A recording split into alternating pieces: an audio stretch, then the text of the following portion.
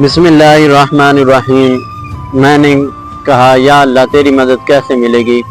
تو اللہ تعالیٰ نے قرآن سے جواب دیا استعینوا بالصبر والصلاۃ کہ صبر اور نماز سے مدد حاصل کرو۔ پھر میں نے کہا یا اللہ میں بہت گناہ گار ہوں، تو میری بخشش کیسے کرے گا؟ تو اللہ تعالیٰ نے ارشاد فرمایا لا تقنطوا من رحمت اللہ ان اللہ یغفر الذنوب جميعا کہ میری رحمت سے مایوس نہ ہو، میں تیرے سارے گناہ معاف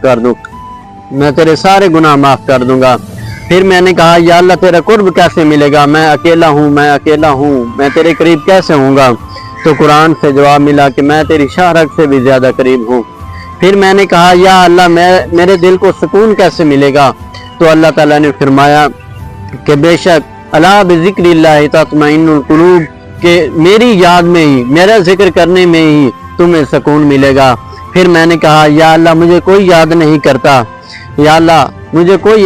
کرتا، تو اللہ تعالیٰ نے قرآن کے ذریعے ارشاد فرمایا کہ تم مجھے یاد کرو میں تمہیں یاد کروں گا۔